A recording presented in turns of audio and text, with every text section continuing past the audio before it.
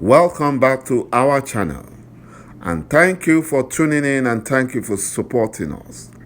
But if you are new to this channel and you haven't subscribed yet, please encourage us by doing so that we can bring you the latest news as they come. And together we shall walk with our great leader, Mazi Nnamdi Kanu, IPOB, and Eastern Security Network, to make our Biafran dream a reality and put the Fulani Janjaweed to shame. He said, the real reason for Orji Uzor Kalu's visit to Mazi Nnamdi Kanu at the DSS facility is now coming to light.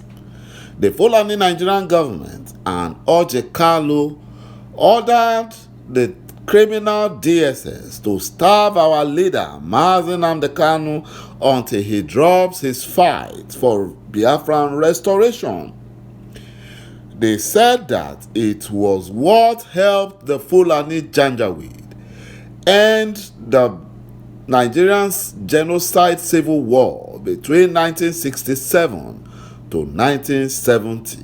That if they had not starved Biafrans, there was no way the Fulani Nigerian military would have defeated Biafra in the war.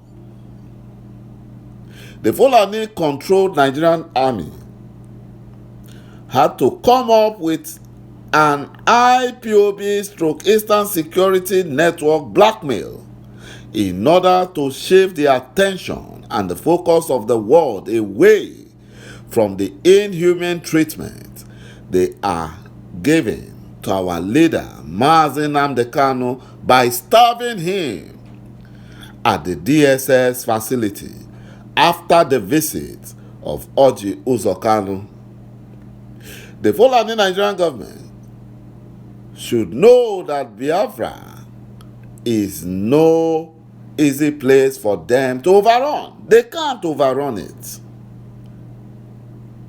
You know, the Fulani Nigerian government should allow Biafrans to live in peace. And they should stop making it look like there is a war in Biafra land. In their bid to demonize IPOB and Eastern Security Network, the Fulani-controlled Nigerian army had to come up with a new propaganda that they recovered an IED planted. That is, they recovered an explosive planted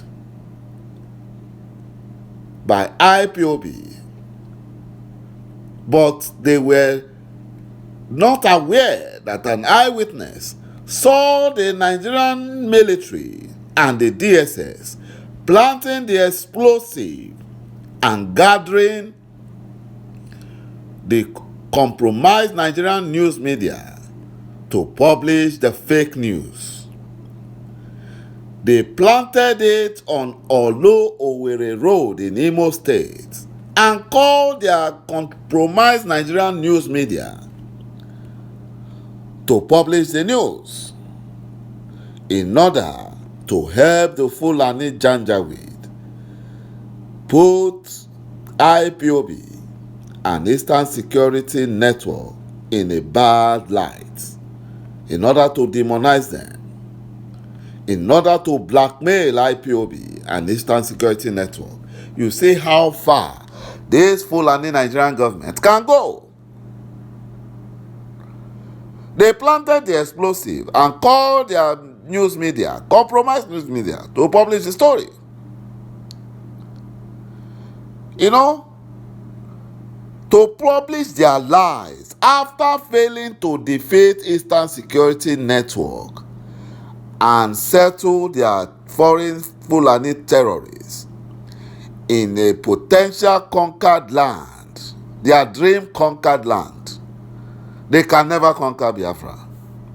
Instead of those Fulani Nigerian army to go and help the Nigerian police recover their police station that was taken over by Fulani terrorists Boko Haram in Yobe State.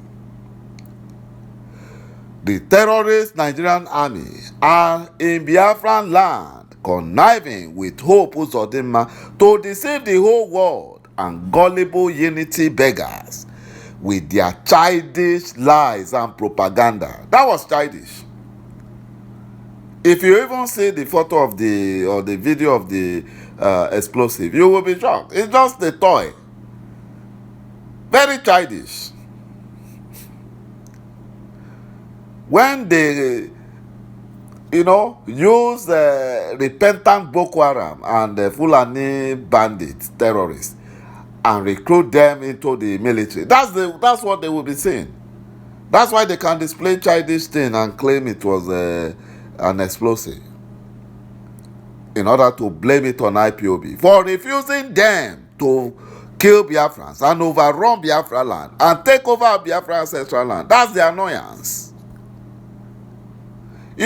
The terrorist Nigerian army should stop blackmailing IPOB and Eastern Security Network, who are protecting Biafran forests and bushes from the rampaging Fulani terrorists whom the Nigerian army are aiding and supporting. They are aiding and supporting them. According to reports, Mazi Nnamdi Kanu has been denied food in the facility of the criminal DSS. Mazi Nnamdi Kanu, who is currently detained illegally in the facility of the criminal DSS on the order of the Fulani Justice Binta Murtala Yanko led Federal High Court in Abuja on phantom, fake, treasonable felony charges which they cannot defend. They don't have any evidence preferred against him by the Fulani Nigerian government. It was disclosed that Mazi Nnamdi Kanu was treated inhumanly by the Fulani criminal DSS. And Mazi Nnamdi Kanu younger brother, who visited Mazi Nnamdi Kanu, his name is Prince Kanu Meme, and Mazi Nnamdi Kanu's lead lawyer, Barrister Ifeanyi Ejiofor, they said that the Nigerian Secret Police, that is the criminal DSS, has denied Mazi Nnamdi Kanu his medical report after taking his blood for more than 21 times. Mazi Nnamdi Kanu regretted the action of the criminal DSS despite several court pronouncements ordering the Fulani Nigerian government to make available to Mazi Nnamdi Kanu the medical report. And they are serving him. Imagine the wickedness of the highest order. But they will pay. They will pay because Mazi Nnamdi Kanu will come out safe and he will be released unconditionally. And Biafra referendum must hold. It must hold. They cannot intimidate him to accept the Fulani condition. It will not happen. When Barrister Ifeanyi Ejiofor and Mazi Nnamdi Kanu's younger brother visited Mazi Nnamdi Kanu at the criminal DSS facility in Abuja, during their interaction with Mazi Nnamdi Kanu, he told them that he has been denied food since on Monday. Since on Monday, they denied him food.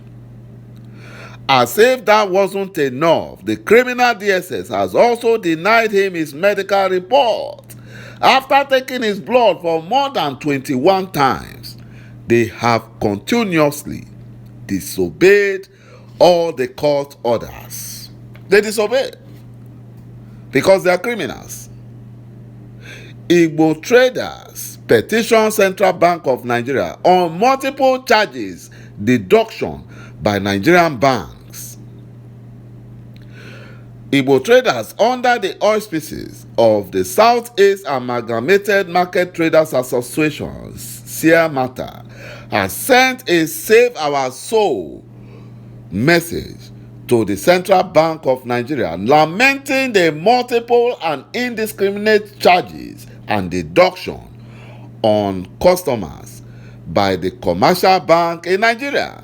In an open letter addressed to the Central Bank Governor and Efulefu Biafran working for the Fulani Janjaweed, Dr. Godwin Emefiele, the trader complained that the financial oppression depositors and account operators were going through have become unbearable. This is part of the Fulani Janjaweed wicked policy against Biafrans so that they can subdue Biafrans in order to help them fight against IPOB. But it will not work.